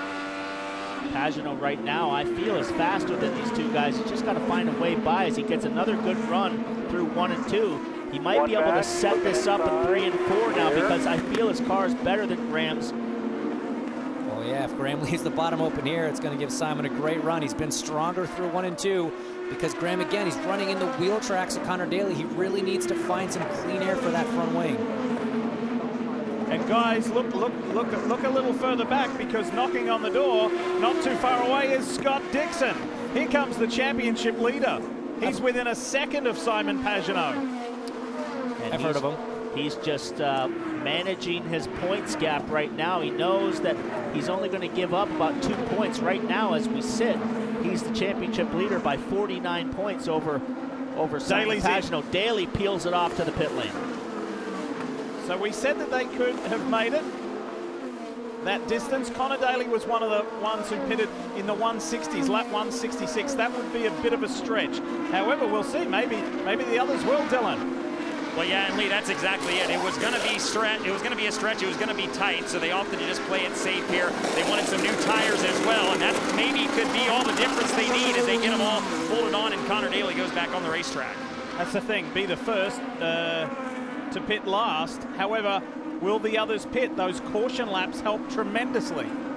It's opened up the lane now for Graham Rahal. Look at how much he's checked out on Simon Pagino. Now that Conor's not right in front of him, he's got the open lane on the high line. So Rahal, Power, Newgarden, race leader. What is that whopping total? 182 laps, Kelly, that Newgarden has led.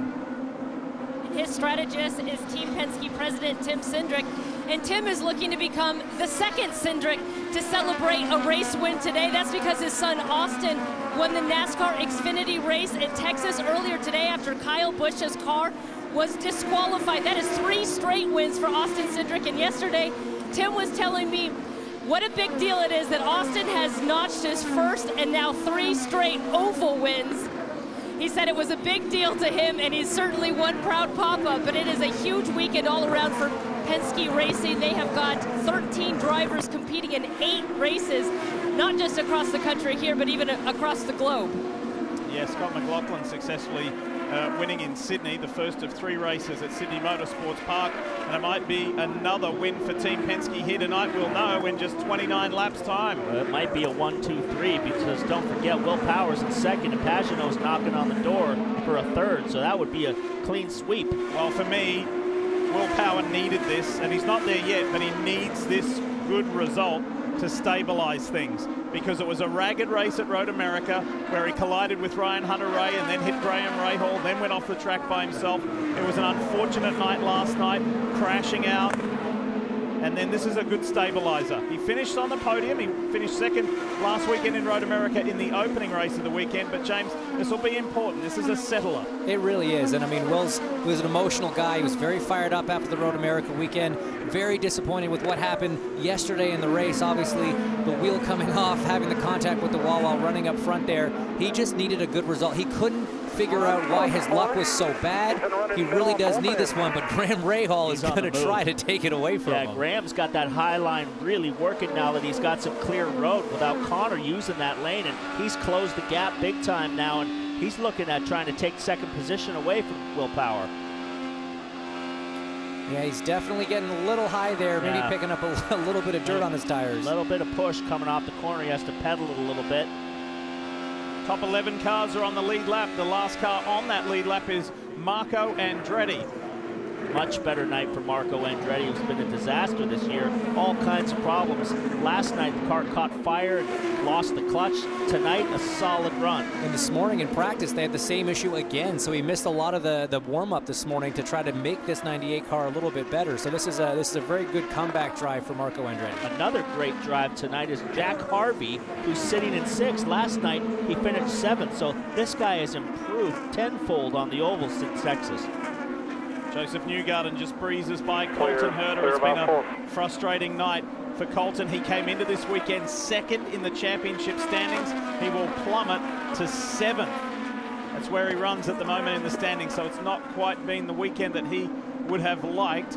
Now, because Colton came in here with an amazing record of being the only driver in the field prior to last night's race, finishing in the top 10 in all 4 races at that point. Well, that record's now gone out the window. Speaking of the top 10, these 2 guys are in it. That is Tony Kanaan and Marcus Erickson running 9th and 10th. Similar paint schemes here. One's a Chevrolet, one's a Honda. One drives for AJ Foyt and is in his final race at Iowa Speedway. That's TK. Hashtag TK last ride. Nobody in the field trains harder than this guy. He's up at 3:30, 4 a.m. every day on his bike, running. He's at Pit Fit with you, James. This guy's an animal for his age. We train every morning together, and he's usually already done 100 miles on the bike before he gets there. So they call him the Iron Man. He's got the record for consecutive starts in IndyCar, and he does quite literally compete in Ironmans. He really is impressive. 20 to go. Just like that. 2 cautions, 24 laps, and a clinic has been put on by this man here, the driver of the Hitachi Chevrolet. And if you saw the interview that he did with our Kelly Stavis last night, you would know that he was going to come back like this today. Firestone telemetry is going to give us some important numbers, but no numbers are better than Joseph Newgarden. He's only 5 away from leading 200 laps tonight. He was absolutely furious last night that the yellow fell at the wrong time. He felt he had the car to beat. He felt he could easily have won the race, and it all came apart. But tonight, he has really dominated the whole field. This could be the 4th race in Iowa in the last 6 years that he has led over 200 laps. This is truly got to be his favorite racetrack in the country. Well, let's not forget, things can all change here if there's another yellow. And guys take tires and Newgarden stays out or vice versa. Things can change in a hurry. 2.5 to Will. He didn't enjoy the year that you won, though, Hinch. Yeah, he led over 200 laps that day, and unfortunately didn't win that one. Sorry, bud. But, you know, yes, still a good amount of laps led, though. He's just being patient. He's just controlling it. He's got a 2.7-second gap to Will Power, so he's definitely in control. He's just running his race. Kelly? Talk about his success here. I asked Joseph why he is so good on this short, bumpy oval, and he kind of chuckled. He said, I don't know, if I knew, I would bottle it up and take it everywhere with me. And he said, I wish we had 10 short tracks on the circuit. So he can't really put it down to anything other than just having great race cars. Of course, he's always attributing his success to his team, not just here with Team Penske, but with Ed Carpenter Racing before that. But Joseph says, I don't know why I'm so good, but clearly he is. He's been the favorite of the field all weekend. You know, we can't let slip without saying well done to all the crews, because it has been so hot this weekend, and 5 races in 15 days for all the men and women on all of the teams up and down pit road. Well done, because it's been hard work at the track. It's been hard work back at the shop due to the COVID-19 pandemic. It's been on mixed shifts. There's been A and B teams, blue and red teams, whatever it might be. They've been going into the shop in staggered formation, and this has been a hard stretch. We all had to wait a long time to come back to the track, but it's been fun, but it has been very, very tough on the crew men and women, so well done. No matter whether you're winning or further down than where you would like to be, it's been a huge effort. 12 laps to go now, so he's just maintaining this gap and not really trying to run up on these lap cars, because they're running about the same pace as him, so really cautious drive right now. Hey, there's a terrific shot. That's Joseph Newgarden and Conor Daly when they had made it to Jeremy Shaw's Scholarship USA program, a wonderful program that gives American kids a leg up. It takes them over to the UK where they get to race in the Formula Ford Festival and the Walter Hayes Trophy. And Jeremy Shaw, who has just done so much for young American racers, is such a worthwhile program. And I know that Jeremy will be watching this program, and he'll be delighted to see a lot of his, I don't know whether you call them students, but graduates of the Team Scholarship USA program. And Joseph Newgarden is another one of those graduates. You can see Joseph not trying to force the issue here with Santino Farucci, just backing off, letting him run his line, letting him run his race. The gap to Will Power in second place has grown to 3 seconds, as you're hearing over the radio there. So just take your time. We're under 10 laps to go. He can pretty much cruise home from here. He does not want to make any mistakes or put himself in a position to be affected by somebody else's mistakes. So it's only a handful of laps. He's already done it 242 times, but the concentration required at this part of the race, at this part of the schedule, 5 races in 15 days. The drivers are beat, the crews are beat, the series officials are beat. Everybody's had to work so hard to get us back to IndyCar racing, and we can't thank them enough, as Lee said. But we are coming on the home stretch now to finally get a bit of a break for everybody involved here. Will Power's done a good job, Paul, to keep Graham Rahal at bay. It's going to be Rahal's first podium in more than a year. It was at Texas Motor Speedway that Graham last stood on the podium, so that'll bring some relief for Rahal, Letterman, Lanigan Racing, and the local Hy-Vee grocery chain sponsorship there for his Honda-powered car tonight. He's had a couple get away from him this year already, so he'll be happy with this result. Right now, the pace is really, Newgarden lost a second on that lap, 21.1 from Power, 22.0. So Newgarden getting a little bit hung up here. He's gotten by Santino, but he's got Felix Rosenqvist right there just in front of him. So still has 2 lap cars in between him and Will. So I think he's still in a, again, he's just in a cruise and collect kind of situation right now. And kind of just quickly going back to Graham, like you said, Paul, he's had a couple really good races and good results taken away from him. The irony here is he rolled off the trailer, by far the worst he has all season, and it's going to translate to the best finish that they've had. Well, a little loose right there for Will Power, so he's got to be careful it doesn't get away from him. As Newgarden gets by Felix Rosenqvist, this gap right here has kind of stayed about the same. Graham Rahal not able to close the gap close enough to mount an attack here with 3 to go. A little further back, I want to give praise to young rookie Oliver Askew of Jupiter, Florida. Last night scored his first podium. Here we go on board the Mission Foods onboard camera. Love this shot. Askew got 3rd last night. He is poised to get 6th tonight. That is an incredible weekend for your first time at a short track in an IndyCar as a rookie. Well done. Hearing a little further back that Marcus Erickson did get Tony Kanaan for 9th place. But coming around to get the white flag, Joseph Newgarden. He is right at home at the world's fastest short track. He loves this place and just performs so well here.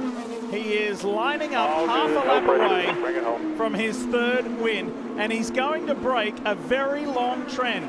A pole sitter has never won here at Iowa. Joseph Newgarden changes that now and gets his first win of 2020. Newgarden wins Iowa. Total domination tonight. That was obviously a clinic tonight. So he came in super motivated, frustrated from last night that it came away from him. But these guys, Penske, what a night. What a night. There you go, and the doubleheader at Iowa is dominated by Team Penske. Pagino on night 1, Newgarden on night 2. He won't be angry tonight. It'll be all smiles for the 2-time defending champion. A reminder that the IndyCar season rolls on at Mid-Ohio. There's a couple of weekends off, much needed weekends off. We'll see you August 9th right here on NBCSN. NBC Sports, your home of the Indy 500, coming up August 23, right on NBC. Race winner and defending champion is out of the car, and this checkered flag moment brought to you by Advance Auto Parts. Oh yeah, lighting it up. That felt good. Newgarden felt somewhat frustrated that he had not been to victory lane in 2020. That frustration is now erased. Eyes focused on the prize. He wasn't even smiling, doing a donut. That's how to do it. Kelly Stavist is there. And it is a Team Penske sweep of the weekend here in Iowa. Remember, Joseph Newgarden last night said he had a car that was a rocket ship. And Joseph wasn't just frustrated, he was downright angry at the way things unfolded last night. To come out here and win this one from pole, after the way things transpired last night, how good does this one feel? Feels really good. Feels really good. You know, I don't know what we got to do to keep the bad luck off of us, but hopefully this is the start. You know, our guys did an amazing job yesterday. I was so disappointed for them. I was angry for them because I felt like they had the winning car. They'd put in the work, and we just weren't able to get rewarded for it. So I was so determined to come back today. I think everyone was determined to come back and have a really good race. And we just ran hard. We ran hard all day. So proud to be powered by Chevrolet. I felt like we had the package to beat: fuel mileage, durability. We had the power. And then to have Hitachi back on, I think they've been a good luck charm for us. So thank you, Hitachi. Thanks to everybody at Team Penske back at the shop. I'm just thrilled we were finally to get this monkey off our back. Joseph, you're the first driver here at Iowa to start on pole and end up in victory lane. You sure made it look easy. Was it as easy as I heard that stat, and you know, I don't think I'd been on pole here before.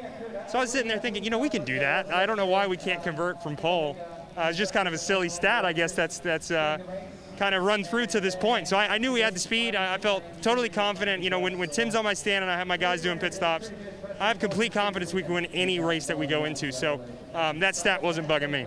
It's been a minute since you've been in victory lane. What can this do for you propelling this team forward as the season progresses? Well, we needed to. You know, I mean, it would have been nice if we could have had a couple of the finishes where we thought we should have been. You know, I think Road America, we had a winning car on Saturday.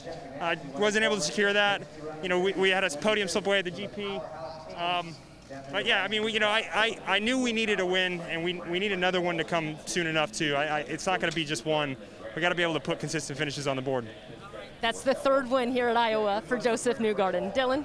And Kelly, his teammate, comes home in the second spot. That's Will Power, spent after a hard-fought drive. But after a couple of rough races, the last two, how good does this feel just to put a solid night together? Yeah, it feels good just to have a solid day. You know, we've got to thank Verizon Chevy for all the support. And, yeah, man, would love to have had the win, of course, but you know, it was seeming like if you did a good job in this series, you just get screwed. So I'm glad for once we actually get a good result out of it. Yeah, so soldier on, man. I'm exhausted. I was told to ask about your ice bath last night. What's the story there? Yeah, it just made me feel good. So bloody hot in these cars now. Man, yeah, I'm gonna need one after this one. So yeah, look forward to trying to have a good rest of the season. I don't know what it is I have to do to have normal races like Dixon and Pagino. Even if those guys qualify last, they end up at the front. So maybe I just try less and be a much worse driver, and I think I'll do way better. Whatever it takes, right? Yeah, that's what it seems like. All right, that's Will Power comes home in the second spot. We raised returns for troops. Yeah, you can tell how exhausted Will is. And I know this feeling. These new cars, the new aero screen on the cars, it really does increase the temperature. We talked about the physicality of this track. Back-to-back races. This is how it feels, guys. You can see it. There's no real words needed. He is just an exhausted driver. He is going to sleep very well tonight. All right, so there's first and second. Let's hear from third. Graham Rahal, great result, Kelly. Yeah, closes out the podium. And Graham, considering where you guys started this weekend, which was literally at the bottom of the time charts, how did you guys come away with such a good result tonight? Yeah, just hard work. Honestly, the 15 boys, Squirrel, my engineer, the entire team worked awfully hard. And obviously, you know, it was a great showing today for Hy-Vee. Thanks for coming on board. And obviously, Citrus Systems, our partners. But, you know, it was great for us to come away with a good result. We needed it. rebound. I think it was good for the points. It's fun to be racing with those guys. Obviously, yesterday we came away a little short-handed, but today the car was great. So certainly good, and even better, we raised $24,900 for Turns for Troops, thanks to United Rentals, so pretty awesome. Very cool. Look, when you talk about the physicality, we saw Will Power. He looked beat. I can see underneath your mask you got some red cheeks, not just from the back-to-back gear, but the grueling schedule you've been through. Well, I feel good, actually. I felt, pretty good tonight. It's hot, so obviously still a little toasty, you get a little red in there, but no, I thought everything worked really well. Obviously, we're super proud to be powered by Honda. I thought the engine tonight was phenomenal. We had everything for the other guys, and so just came up a little short. But I could tell some guys were getting a little tired. For me, it was all good. Just sandy. Honestly, with this new, air duct, it's just a little bit sandy in there. How good does this feel? As you know, the next track you're going to go to is Mid-Ohio, home track, a place that you have won. I bet you're looking forward to that. Big race for me. I love going home. I do. We've had great success. I think we found some good stuff last time we've been on road courses, so I expect our team to be, extremely good. Obviously, big race for Honda, being in Columbus, Marysville with all the plants and everything. I'm excited to go home. We're a contender this year. I think a lot of people have seen we've improved. We've come a long way, and this car was great tonight. But firstly, these guys get to look forward to at least 1 week off from racing. Yeah, great job. That will help a lot after a tough slog over the past few weeks. Now, you heard Kelly and Graham there talking about what is on the menu, what is coming up. Couple of weekends off, and then on August 9th, Mid-Ohio, as Graham said, his home track. Indy qualifying weekend, August 15, 16, and a week later, we cannot wait because there will be fans. The captain, Roger Penske, has said he's promised fans will be at the Indianapolis Motor Speedway for the 104th running of the Indy 500, and then off to Gateway, Worldwide Technology Raceway at Gateway in St. Louis. So that's what's ahead on the NTT IndyCar Series schedule. Let's hear from a guy who has had a phenomenal weekend from last to first and last to fourth. Here's Simon Pagino. Yeah, the hard charger of the weekend, no doubt about that. We've seen all these guys get out of these cars just exhausted. How extra tough was your job this weekend, as many cars as you had to pass? Yeah, it was a tough weekend, and certainly a dramatic one, but we prevailed. I want to thank Team Penske and Menards and Chevy for giving me the horsepower going forward. We weren't quite as hooked up today. Not sure why. I actually think we went the wrong way on the adjustment in a pit stop, and then from then we had to do quick pit stop, so we didn't make any changes. Maybe we didn't have the outright pace, but overall, first and fourth, it's pretty good when you start last in both races. So pretty pleased with the results, and seems like the championship is shaping up, so it's pretty exciting right now. Well, and I would have to imagine that the outlook after qualifying yesterday was more grim than other weekends you've had. So is it a feeling of relief or just satisfaction overall that you guys were able to do what you did this weekend? Well, it's satisfaction from a preparation standpoint. We just showed everybody in the paddock that you have to count on us no matter what happens. So that's the mark of a champion team. And that's what you want to do. That's what you want to show every weekend. You want people to fear you. I'm pretty sure they feared us today. So we'll regroup again and go to Mid-Ohio and be strong there again. I would say they feared them for sure. A great weekend for Simon Pagino. A first last night and a fourth tonight. Well, even his own teammates said, what do we have to do to have weekends and nights and races like Dixon and Pagino? Unbelievable. All right, let's take a look at the Children's Miracle Network. Not just moment, but moments, plural, of the race. Yeah, we could say Children's Miracle Network weekend, because Simon Pagino, who was denied a chance at qualifying because of a fuel problem, he just raced his way through the field to victory and to fourth, and is second in this championship.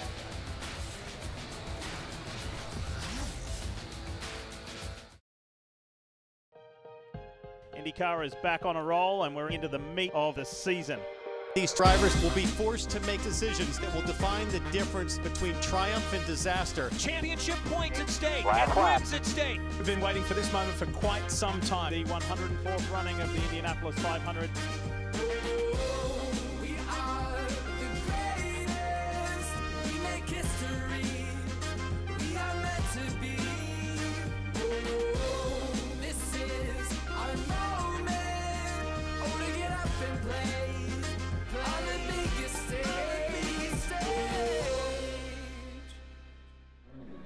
And it's a pleasure to be sitting with two guys who have starred at the Indianapolis 500 over the years, and we will see James Hinchcliffe in the Genesis Honda this year's 104th running of the Indy 500, August 23 again. And amongst those three, the one on the left is the Indy 500 winner from just a few years ago, and the 2008 winner is Scott Dixon. Here he is. He has so many wins on his resume, 49 in fact, but none of those still in here in Iowa. You made up a lot of ground tonight, Scott, starting 18th to come away with the top 5. What more did you need to compete with those Penske's ahead of you?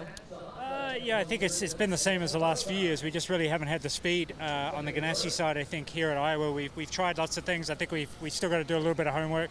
PNC Bank crew did a hell of a job, especially in the pit stops. I think we should have maybe short pitted a little bit earlier, as we saw like Pagino and a bunch of those guys jumped us quite a lot in that first exchange. But congrats to Joseph. We came out of here with a decent points lead, just about 50 points. So, looking forward to getting to Mid-Ohio, and hopefully we can extend that lead a little bit more. I was going to ask you about that. It went from 50 just down to 49. You basically maintained it, but interesting to hear you already at this point in the season really keeping track of it. Yeah, I think you kind of have to. I think we've been pretty good at kind of getting ourselves out of some holes. Race 2 at Elkhart was definitely a bad day for us. Again, I think we're going to learn from that. So, it's interesting these weekends, how quickly they can change, especially at Iowa here and pits and the the pit stop exchanges. So it's been a lot of fun. It's great to be racing. I feel very lucky, very privileged to be back racing, and can't wait for 2 weeks when we get back to Mid-Ohio. Another great track for you. Has that got you anxious to get back to a road course? It is. I think for our team, the car's been really good this year. On the road course, we've struggled a little bit in qualifying. We're still trying to work on trying to find that peak out of the car. But Honda have been working very hard, I think, in performance for qualifying. So, we'll definitely dig deep, and always proud to be powered by Honda and HPD. And hopefully we get that PNC Bank number 9 in Victory Circle for maybe the 7th time at Mid-Ohio. Would be pretty cool. Well, you come away from Iowa with a runner-up and a top 5 finish. A great weekend for Scott Dixon. And another great weekend for Oliver Askew, the rookie for Arrow McLaren SP. 3rd and a 6th at a place that has been deemed challenging, but you took to it like a duck to water. How did you figure that out? Yeah, you can't complain about 2 top 10s, especially my first podium after yesterday. It was hard to sleep after all the adrenaline, but we just had to focus and get back to it today. I'm really proud of everyone at Arrow McLaren SP and Chevrolet and everybody involved with this team. I know Pato had a really good shot there at a podium and a win, so definitely on the right track. 2 podiums and 2 race weekends for us. We have really quick cars, and just really looking forward to the next couple races. Hopefully we can keep this momentum going and really have a good run at the Rookie of the Year Championship. And Pato's in the top 3 in the championship, I think, still. So yeah, all in all, a great weekend. Big thanks to everybody who showed up here tonight, and all the fans watching back at home. Yeah.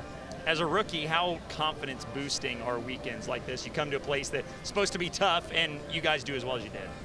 Yeah, I think going into this weekend, I had quite a bit of confidence because Arrow McLaren SP has had 3 podiums now here in the last 3 years. So, I knew I was going to have fast cars, but that's how it seems to be every weekend with these guys. So, very confident working with my team. We have a great chemistry within the team. So, yeah, honestly, now that I've diced it up with these top guys in the IndyCar field, like Rossi, Dixon, guys that I've looked up to for so long, to be racing against them now is a big boost for me and for the future. Great experiences for sure this weekend, and a great weekend. Oliver Askew comes home in the 6th spot tonight. Oh, that was phenomenal, Dylan. I think he should be very pleased and proud with of himself. And I think if you go back a year when he was racing and winning in Indy Lights, he never could have dreamed of being in such a strong position after such a few races in his young IndyCar career. Well done, Oliver Askew. Now, we said earlier about the crew who have done a great job, crews, plural, all the way up and down pit lane. Here's a special shout out to the crew of the race-winning driver, Travis Law, outside front, who we see doing those special flicks, and the rest of the gang there. Well done, and a win well deserved. We'll wrap things up when we come back. You are living in the Marc Marquez era of MotoGP, folks. Marquez, you know he's going to attack. Devastating win for Marc Marquez as he crushes everyone. He's starting to look invincible. It's win number 6.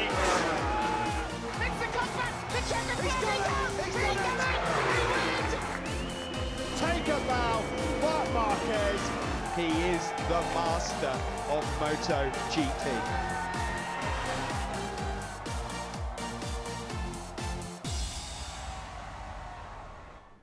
Yes, NBC is your new home of MotoGP. You can see it tomorrow on the Peacock on Big NBC at 3 p.m. Eastern. And you saw there Marc Marquez, he'll start from 3rd position tomorrow for the Grand Prix of Spain. That's after Cup racing from Texas Motor Speedway as we really crank up NASCAR on NBC for the second half of the season. We want to hear from some more drivers. Here's Kelly Stavist. Tony Kanaan says goodbye to Iowa as part of TK's last lap, and it was an interesting weekend for sure. You got to give the command. Tonight's race certainly looked much more competitive than last night. Former winner here, how will you reflect on this track? Kelly, I mean, a fun track as always. I mean, you never know what to expect. You play a tire strategy. You're getting past and you're passing people every lap that you lose count where you are. You kind of have to ask all the time. So fun weekend. I've enjoyed it. Yesterday was really emotional for me. I've never had actually give a command in my entire career. So I guess that was kind of a sign that it's getting towards the end. And today I was much more comfortable in the car. I actually told Hinch last night, you know, this on and off, it's really getting into me. I've never done that before. So I was really uncomfortable yesterday. Today I felt right at home. We ran in the top 8 all night. The car was great. So I want to thank Bryant, AJ for the opportunity. And I'm looking forward to Indy. I mean, we have a full week of tests there, so hopefully I'll be able to be more comfortable. How excited are you for the 500 in the month of August? I can't wait. Obviously, I know it's going to be different. What I had planned all year long was to enjoy this last lap with the fans, which, you know, it's kind of sad that we can't, but I'm going to enjoy the May and August, and maybe I'm going to have to be back next year. You never know. No, we would never count TK out, would we, Lee? I think we can look into the future and see him doing what his dear old friend Helio Castro-Neves, who gave tonight's command, doing, and that is making the cameo appearance at each year's Indianapolis 500. So there you have it, folks. We are done here with Iowa on a double header on an oval. First time since, I think, 2011. It's been a long time, so it's been a very enjoyable weekend, Paul Tracy, and we saw a lot of good racing, a lot to talk about with Team Penske dominating. What's the big takeaway for you? Incredible racing the last 2 weeks. We started off the year with dominance by Ganassi, but now Penske has rebounded and come back. So the championship is really shaping up. These guys are exhausted. The drivers are exhausted. The teams are exhausted. Much needed break, and then we go into the hot August in Mid-Ohio and the Indy 500. From one Canadian to another, Hinch, it has been fantastic having you up here with us. You and I were talking before we came on the air many hours ago now, just about how this feels and the way that Scott Dixon is positioned and the way that Scott Dixon and the 9 team at Chip Ganassi Racing are executing. It's crazy to think the lead they've got. This is not normally Scott Dixon's strength. His strength is the back half of the season, which I know a lot of the drivers are pretty worried about. You look at a guy like Simon Pagino, had an incredible drive from last up to 4th, but guess what? Scott Dixon was right behind him. He barely was able to close the gap in the championship points, so it's going to be very tough to try to usurp those guys right now. All right, there are the results for you, and we've heard from a lot of those drivers. A big shout out to Jack Harvey, Meyer Shank Racing, well done. Alexander Rossi had to grind it out, and Marcus Erickson, that now makes his 5th consecutive top 10 finish. Well done, Marco Andretti as well, getting in the top 10, Paul. Yeah, Conor Daly looked like he had a shot at a podium, but he decided to take some tires halfway through that run, and I think that was the wrong decision. But another good run by Santino, but he got a penalty at the end. And spare a thought for Ryan Hunter-Reay. 2 crashes in the same fashion over the 2 nights. Now, never in Scott Dixon's career has he led the championship after rounds 1, 2, 3, 4, 5, and 6. That's what kind of a year Scott Dixon is having. Now 49 points ahead of Simon Pagino. So it's a Ganassi Team Penske, and look at Pato Award, James, really well positioned. It's doing great. It's about finishing races. He's doing a good job with that, but only 3 guys have finished every lap of the season, and guess what? They're 1, 2, 3 in the points right now. Alexander Rossi has jumped from 22nd in the points into the top 10 this weekend, so that's a huge improvement for him. A huge improvement, and there are some of the drivers playing catch-up, but things can change so aggressively here because it is pretty tight. Well, with that being said, it's time for the IndyCar family to have a rest, a well-earned rest, after 5 races in 15 days. Coming up next, it's Mecum Auto Auctions from Indianapolis, and we encourage you to be back with us here on NBCSN in a few weeks' time for the next race on the schedule. It will be the halfway race, and that comes your way from August 9th at Mid-Ohio. NASCAR tomorrow, Cup racing from Texas. Coverage begins at 2 Eastern on NBCSN. On behalf of the whole team, thanks so much. We'll see you in Mid-Ohio.